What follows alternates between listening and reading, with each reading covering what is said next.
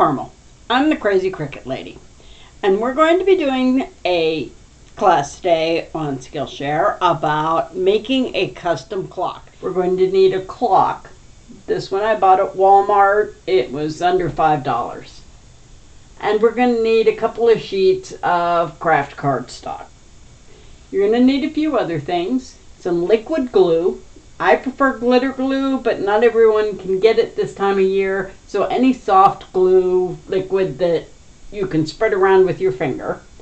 You're going to need a screwdriver to take the clock apart, a ruler to measure the diameter of the clock, and a battery, of course, to make the clock go. You're going to be learning some skills in this video. This is a beginning level video, so we're going to be adding shapes, using fonts. We're going to be adding and editing images so that they're just like you want them to be. We're going to be aligning those fonts and images so they're just where you want them to be. We're going to be doing a little bit of welding images together, and we're going to be doing a lot of slicing graphics and text.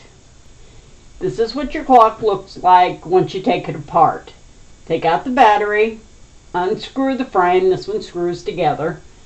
Take off the glass and the frame around it. Carefully remove the hands. They are very fragile and bend very easily. And I need you to measure the diameter of the clock. That is the distance from one side to the other across the little post in the middle. Okay, so that's all what the stuff that you're going to need. So let's get started.